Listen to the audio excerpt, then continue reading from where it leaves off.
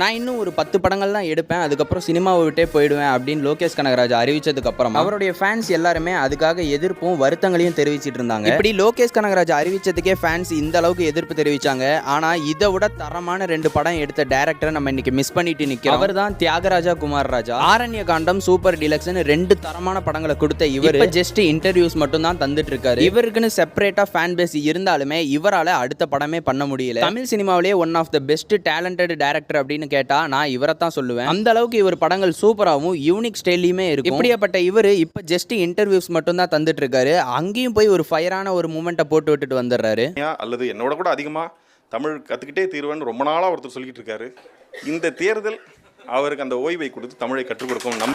இந்த வாய்ப்புக்கு நன்றி கூறி விடைபெறுகிறேன். நன்றி. இவர் அடுத்த ஒரு படம் பண்ணா யாரெல்லாம் பார்ப்பீங்க, யாரெல்லாம் அதுக்கு வெயிட் பண்றீங்க அப்படின்னு மறக்காம கமெண்ட்ஸ்ல சொல்லிருங்க. இவர் டைரக்ட் பண்ண இந்த 2 படங்கள்ல உங்களுக்கு எந்த படம் பிடிக்கும் அப்படிங்கிறதையும் கமெண்ட்ல சொல்லிருங்க.